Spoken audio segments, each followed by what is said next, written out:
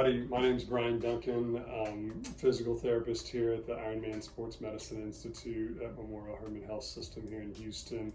I'm a practicing physical therapist and have been since 2002. I graduated from Texas A&M in 2000 with my undergrad in kinesiology, and then moved to Houston to go to school at Texas Women's University, where I completed my master's in October of 2002. And then my transitional DPT in 2010. In between, I did a manual therapy fellowship program, and then was honored to be able to launch the first orthopedic physical therapy program here in Texas over at the Harris County Hospital District, or Harris Health now. So I started my career in public health, working with the underserved, the uninsured and underinsured, and got a great amount of experience there.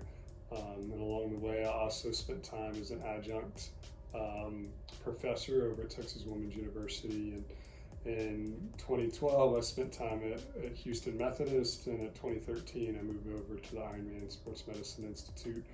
The opportunity to work with Tony Roddy and Nikki Shelton and help start residency programs here. So now we have sports residency program and orthopedic residency program, and we have 5 residents each year in each of those. And now I'm getting the chance to work with Chris Lefevre and hopefully launch a Division I fellowship in collaboration with the University of Houston. So that's a little bit about my background, and I'm excited to answer questions from the knee SIG. I also want to put a plug in for the specialization SIG. So if any of y'all are interested in residency and fellowship programs, research, or just leadership in general within the academy, please check us out over at the SIG. We're going to post some podcasts pretty soon on discussions with Moral Javidafar, who's with the Tampa Bay Bucks, and Steve Carlin, who's with the Miami Marlins, and Sarah Sherman, who's at the University of Toledo, and her residency program she's starting. And hopefully we'll have other interviews and podcasts that show what motivated young therapists can do in the sports world. And this question comes from John, an in-town colleague over at Houston Methodist, great physical therapist over there.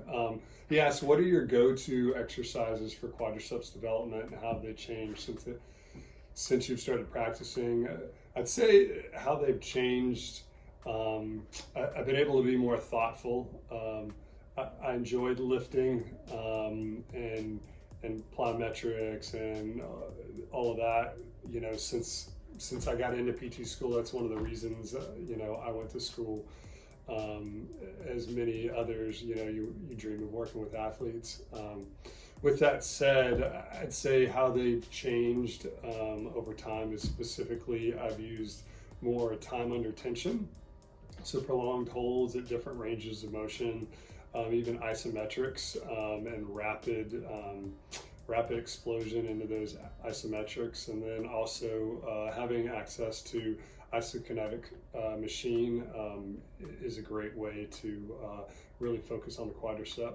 And honestly, over the last couple of years, I've been reading and thinking a lot about kind of quadriceps torque development and how quickly you develop it and how much you can develop. And a lot of that is thanks to Eric Mira and J.W. Matheson and their great podcasts. So things to think about, like I like a combination of closed and open chain, though I think if we're truly talking about quad development, then we're thinking open chain, because you can absolutely isolate and focus on the quad, whereas in closed chain, there's many solutions to the answer, and so it's however somebody wants to squat, so whether it's single leg squat or lunge or those variations. And we think we can see all their solutions or their tricks for cheating and things like that, and we can't. There's force placed data from a lady, Sue, out at USC that suggests that we can't see what we think we can see as far as in squatting movements and double limb squatting movements. The athlete will cheat with their soleus, so they'll move their pressure on their foot from a flat foot towards their toe, and use their soleus to help create a quadriceps or a knee extension moment. And so we know that we can't necessarily pick that up without a force plate. So sitting somebody in a chair or off the edge of a mat and focusing on an open chain movement, I think, is key. Early on, I think there's straight leg raises, short arc quads, long arc quads. We're going to show you some drills on the leg extension machine that I think are pretty interesting. As you move into middle phases, right, you've got leg extension, single leg press, and squats. Things you can do on a single leg press is, as they get accommodated to it, is moving their foot lower and lower and lower on the platform, which is forcing the knee further and further past the toe, and that's going to increase the demand on the quad and decrease the utilization of the hips. You can also, when they're standing, put a weight underneath their, put like a 10-pound plate or a wedge underneath their heel to put them up on their toe to get their knee past their toe.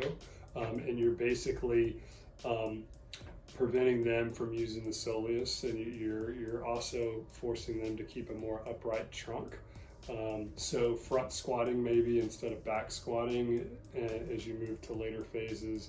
But in the end, I think we need to be doing heavy leg extension throughout the range eventually, and Biodex at 60 degrees per second is phenomenal. So those would be kind of different ideas as you try and emphasize quadriceps development. I know equipment varies clinic to clinic, but those are just some thoughts that I've gathered from reading smart people. All right, kudos. Thanks, John, for another good question. So what's something you would change or I would change or modify regarding the current concepts of managing ACL reconstruction and the rehab around it? And two things, I'd go back to your open chain question. We need to be doing more of that. And then overarching, we need to load our patients more. I think the NSCA has great guidelines on if your dream is to play college sports, and many of the sports at many of the positions, they have what your vertical leap needs to be, what your bench press needs to be, what your squat needs to be. And so we need to have those in mind when we receive an athlete from a physician, that referral, and that athlete says, hey, I want to excel at the high school level, or I want to play at the college level. Well, what do those peers look like? And that's what we need to be thinking about. And oftentimes I see people who are far underloaded. They're talking about returning to sport and doing hop tests, which, by the way, we know are not good surrogates for quad function. So I think we need to understand that hop tests fool us, and we need to be looking at a vertical hop using a jump mat or something similar. And we need to come back to kind of the classic isokinetic testing if possible. And then once we're developing this loaded athlete, we need to think about how are we collaborating with the athletic trainer, the coaches, and the strength coach at their schools, if they have them. In Texas, a lot of the major suburban sports programs have very well-trained ATs, and some of them even have strength coaches at the high school level, and of course we're used to that at the college level. We're lucky enough to collaborate with Athlete Training and Health and have strength coaches in several of our clinics that are well trained. So open chain emphasis. There's the great article or the dialogue going on Twitter and JSPT, the big bad wolf, about open chain and how it's not as scary as it should be. I think right now, while we're trying to rip off the veil of that, I think respecting the idea that until we prove that out, that we're going to have nervous physicians is okay. And I think you can work in open chain in ways that don't put stress on the graft, right? Working below 40 degrees with your knee extension. So working from 90 to 40 or 90 to 50, or when they have better motion, 120 to 50, and staying away from the 30 degrees. And then once you hit about 12 weeks, starting to progress more through full ranges of motion And honestly, at 12 weeks, so that's 3 months, if we're not returning people back to sport till about 9, which seems like the wise play for most athletes, you have 6 months to continue to work on the quad. So if you're a little bit hamstrung in the first 3 months, I think good PTs can work around that and still be successful. And then I think a good goal is having your hop tests and your biodex or isokinetic readings close to where they need to be, that 90% mark, around 6 months, if at all possible. Because then the next 3 months is spent with increasing exposure. So you can't go from 3 to 5 hours of rehab a week to 2 to 3 hours a day at school, or school plus club, or suddenly they have a volleyball tournament and they play 5 games in a weekend, and their load ramp is super high, which is, I think, why we see most of the ACL tears, I believe, are within the first 50 to 70 athletic exposures. So if we can start getting those exposures in controlled manners between 6 and 9 months, so 9 months or 10 can actually be their true return to sport date. And how do we as PTs cast that vision on day 1 or in the first month of what those next 9 are going to look like? And then I saw a young girl in clinic this past Friday who's having some patellar tendon pain, and it's affecting our ability to load the quad. And I'm not treating her, but I saw her in clinic with this physician, and I asked her, she dreams of playing, varsity ball, and she's a 9th grader. And I asked her, well, what are you doing otherwise? Like, are you dribbling? Are you passing? Like, are you shooting? And then how's your upper body strength? Because what she's doing outside of rehab totally impacts it. And she had no good answer. She wasn't doing any of that. She was just thinking about her patellar pain. And so we would do well to give people other things to do and all of that extra time they have to help us meet our goal, so that we're working on parallel paths. When their knee will only tolerate so much, what are we doing with their upper body or their abs or the skills that they need to gain? And those skills may not be our specialty, so we may have to lean on a coach or a strength coach to help them get those. But we should at least be advising the parent of the athlete on strategies to kind of fill in those gaps during this rehab process. So thanks again, John. I really appreciate that question.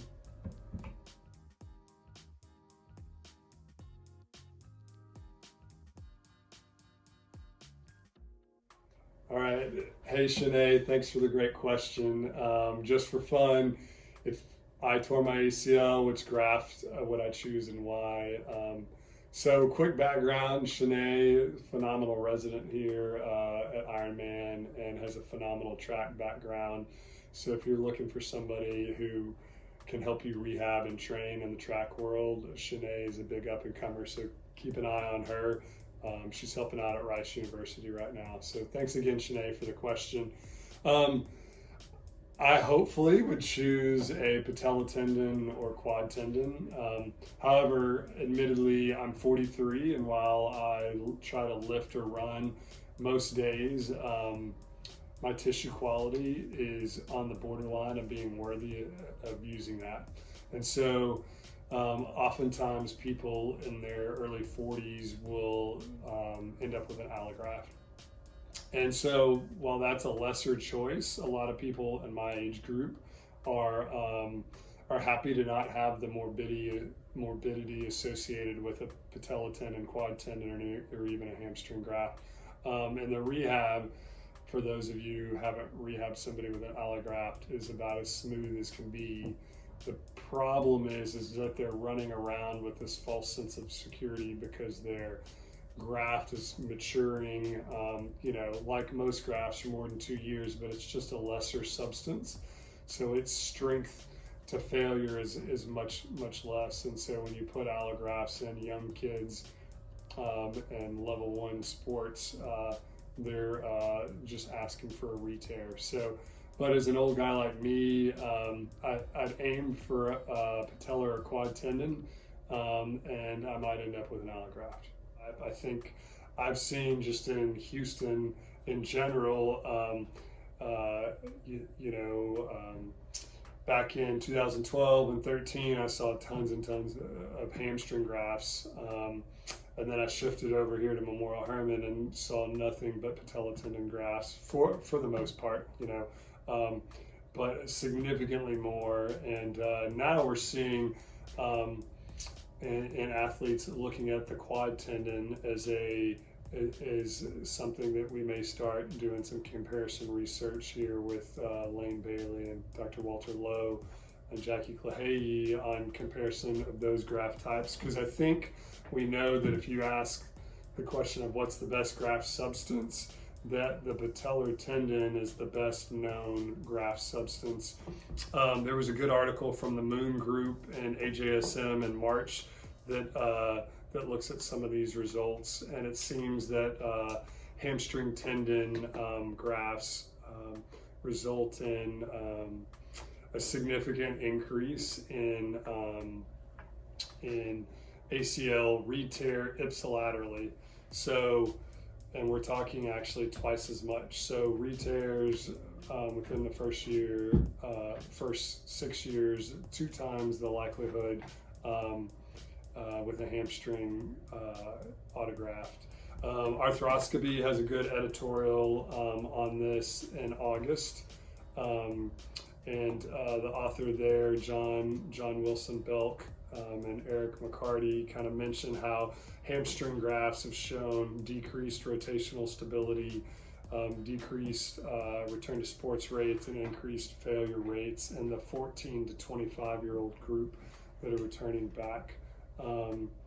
And so I think we've got a lot of good data, and I don't think the hamstring is necessarily a poor choice. For some people, it may be the right choice. But I think a lot of our athletes, the patella tendon or quad tendon is the right choice. Additionally, you need to pick a surgeon who does many of these around the nation. If you don't find a high volume surgeon, then there's some technical issues, that may come to light. Like we received an athlete at one of the universities I work with who was a grad transfer, who hoped to play his last year at cornerback, and he had a ACL surgery and was having trouble with return to sport. Though his hop testing looked great, our ramp up went well as far as reloading him, and unfortunately his graft was too vertical, and so he had instability when he was out on the field, and actually ended up having his knee scoped for a partial meniscectomy, and then was still unable to return to sport. And so just about a week and a half ago had his knee reconstructed again to get the graft orientation proper. So you can pick the right graft, but if it's not oriented or oriented properly, that's going to cause you some issues. I'd also like to kind of push you to Angela Hutchinson-Smith's article in JSPT. There should be good dialogue going on around her article on Mobilize. One thing that's interesting about her data, I'd love for her to kind of speak on this, is that completing the training that they put them through, there was a quad symmetry difference. So if you had a BTB, you had 80% quad index versus hamstring was a 96% quad index completing their training. But at 1 year, it was 97% for the quad and 102% for the hamstring. And so my guess would be that if I knew that they were going to be that close at a year out, then I would think that I would lean towards choosing the patellar tendon graft and choose the better substance, knowing that my return of quad strength, it may take a little bit longer due to donor site morbidity, but it also might be the big bad wolf, right? It might also be that the quad isn't coming back because of our unwillingness to train an open chain to be able to restore that strength and rate of torque development. So anyway, just some thoughts about graft selection and a bit of a view from the data that's out there. Thanks to Brandon Schmidt, the leader of the knee SIG, for this question. Kind of what's the best way to accurately measure rate of force development, and how much of rate of force development is simply a function of overall force production? And I would say probably the best way to measure rate of force development is going to be isokinetically. You can also use Biodex, Cybex, something with the Humax software to look at it both isometrically and isokinetically, but also the handheld dynamometers. So good article under Terry Grindstaff's leadership, which validity of handheld dynamometry in measuring quadriceps strength and rate of torque development. And so they put people at the end of a mat and used a belt to restrain the tibia at the distal end by the ankle, and use a handheld dynamometer, and they were able to get results that were reliable and valid in comparison with isokinetic data. And so for those of you who don't have gobs of money to get an isokinetic machine, I think a handheld dynamometer in the clinic is invaluable, both for examples like that, but also looking at strength of the shoulder, or just measuring change within or between sessions. And so anyway, isokinetics if you got it, and then handheld dynamometer. All right, Brandon, and so just to get to your other question, and maybe really the tail half of your first, the best way to improve rate of force development is simply increase overall strength, or is there a strategy specifically geared towards rate of force development? And I'd say, one, I think there's probably a big rabbit hole here where we could link up with the performance SIG and go round and round with Chris Juneau and Scott Morrison about this. But I've learned a ton from Eric Mira, and I would say basically you need to develop your engine, so you need to develop strength. And as you develop strength, then I think you can work on rate of force development. You can work on them both at the same time. And Eric's got some fun graphs. So I'm going to kind of spin my computer around, and Chris will put them up. I learned a ton from attending one of his hip and knee courses. And so I just want to share, because I think this highly influenced my practice, it changed my practice, and helped kind of put a better framework around some of the things I'd already thought were true, but he delves into the physics of it, which I find fascinating. So impulse, right? So the area under the curve. So if any of y'all are into integrals and calculus, but so this shaded area, right? And so you've got mainly two kind of features: your rate of force development. So how quickly, how vertical can you make that line? So if you want to think about it, if I need to make a cut and do something in probably 0.2 seconds or less, so if I need to change direction, if I've got a large amount of strength, but I can't access it rapidly, well, then I'm not going to move or change direction in any kind of rapid manner. The other thing is kind of what's your peak force? And so what's your overall capacity? And so oftentimes we don't have much capacity, and our quadriceps should be able to put out body weight torque or more depending on your position, right? So as an athlete, I should be able to get on to a leg extension machine, and with one leg, I should be able to lift my body weight. Now, most leg extension machines that you find in the gym or otherwise, right, they're going to vary a little bit, but you should be able to lift your body weight. And then when you're talking about isokinetic testing or isometric testing, then you're talking about body weight to 1.5 times body weight, depending on kind of your position. Your offensive lineman's not going to be able to do that, but your skill position players in football should. So if we look at other examples you might see in the clinic, if you use isometric isokinetic testing, is here's your poor rate of force development, right? So they have slow access to their strength, but good overall peak force, right? Or you can have awesome rate of force development, right? So you quickly access it, but the overall amount of force you can produce is still poor, right? And so then this is a lot of us because we underload our patients. A lot of our patients look like this. They both develop torque slowly, and they also have a low peak force output. So they're really in the crapper. And so hopefully what you can do is you can, a lot of times I think about, can you build their strength up? And then can you work backwards into developing their rate of force development, which means practicing exploding. So you can put somebody on the edge of a mat with their knee at 90 degrees. You take like a seat belt or a gait belt, you strap their leg to the table, and then you have them explode. And you can say, when this timer, every 10 seconds, I want you to explode into this belt and hold it for 3 to 5 seconds. Then take a break and then explode again. And you're looking for them to try and rip the leg off the table, right? And they're gonna have to hold themselves down to the mat, right? Because they should be able to, essentially, if you anchor their ankle, they should be able to flip themselves off that mat with their quad torque development. And so that's something you can try, and you can try it at multiple angles.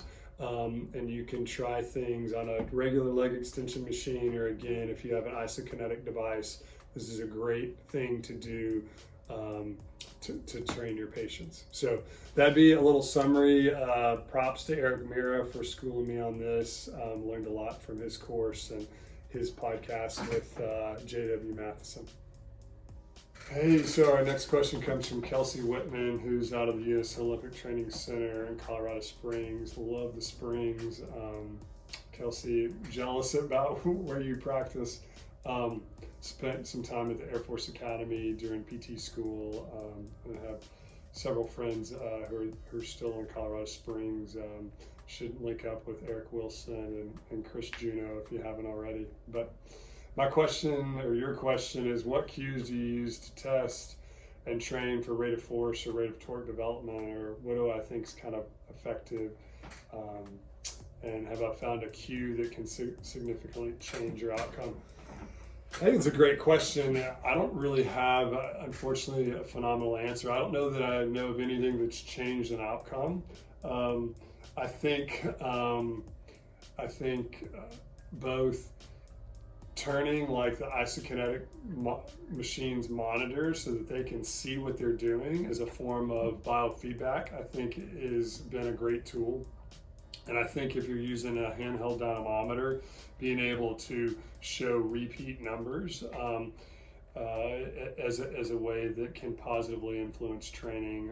I've seen torque outputs change dramatically by literally just giving them that visual external cue that they're working towards. So I think that would be the best. I think the other thing that you see in like broed out football videos is that if they're going to do like their max squat or max lift or whatever, they've got their favorite music blaring, and they probably have some teammates or whatever that they love who are screaming at them and encouraging them. It's a little hard to produce in a PT clinic setting, but that might be another way of going at it. So I'd love to hear what you use with your athletes. And I think it'd be great fodder for discussion on Mobilize. Thanks for the question, Kelsey. Hey, so I thought we'd talk about or demonstrate some of the exercises you might do early post-operatively. And speaking of post-operatively, I'm about a week and a half out of posterior medial meniscal root repair. So not going to be doing much with my left leg. But with my right leg, I wanted to demonstrate early on, if you're trying to respect an ACL graft, it's safe as can be to work way down here at 90 degrees or 70 degrees. And so you can do isometrics. So you can just push in, right? Sorry, isometrics. Let me adjust the weight. So push in and you're not going anywhere, right? If you have biofeedback device, you can put it on their leg and see how many microvolts they're developing, so that you just push in, push in, push in. I like 5-second holds, rest 10 seconds and go again. That's a pretty short rest break, but like to keep people busy. Then another thing you can start to think about is, if you're gonna do a straight leg raise, why don't you mimic that same thing with this? So normally you'd lift it with 2 legs, or lift it with a good leg, and then hold it with the post-operative leg. So I use a Tabata timer and have somebody hold their leg up like this for 20 seconds, rest for 10, 8 rounds, so that's 4 minutes of time. So that's a fun drill. And you'll see their quad just start to quiver and shake. The other thing you can do is, once they get better, honestly, I try and work them up to the whole stack. So they're holding here, and they're literally, right? So this is 200 pounds supposedly, and I'm 200 pounds. And so you should be able to rep out your body weight on one of these leg extension machines. And so if your patient can't do that and they're thinking about return to sport, then you need to think about, well, is this athlete not really have that within them? Or what have I been doing to prepare them? Because they should be able to lift this kind of weight. All right, so something you can do on your leg press machine is, you introduce leg press, right? You're going to want them to eventually leg press their body weight, but you're gonna start with less. The other thing you want to consider is, you may start with the foot higher on the platform, because honestly, you're working the glutes and hams more. So you may start with the foot up here, but we all know that my tibia is not really progressing over my toe. But to shoot a jump shot, to get a rebound, to spike a volleyball, you need the knee past the toe. So you start to drop the foot. So you're putting more load through the quad, less through the hip. But as far as donor site morbidity, you're also starting to load that tendon, which is why we like the leg extension machine early for isometrics, because you're trying to treat both the tendinopathy and an inhibited quad based on both swelling and the donor site morbidity. So then you just keep dropping that foot so that you can get that knee past your toe, right? Right, and then closed chain, you'll think about a heel wedge or a front squat instead of a back squat. The other fun thing to do is, we've got numbers here, and so you might start with a load and then they pause for 3 seconds at number 3, they pause for 3 at number 2, they pause again here, they pause again at the bottom, and then back up.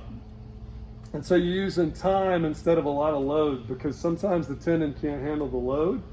So you use a weight that doesn't hurt the tendon, you continue to load it, and you burn the heck out of the quad by using time as your variable more so than your load. And then back up. Hey, thanks again to the knee SIG, and in particular Chris Lefevre, who's putting all this together on his own time. I really appreciate his dedication and willingness to collaborate. And so if you have any questions, once he puts this together and kicks this out, I'd love to hear them, and then I'll respond via the Mobilize app. Thanks, and have a great day.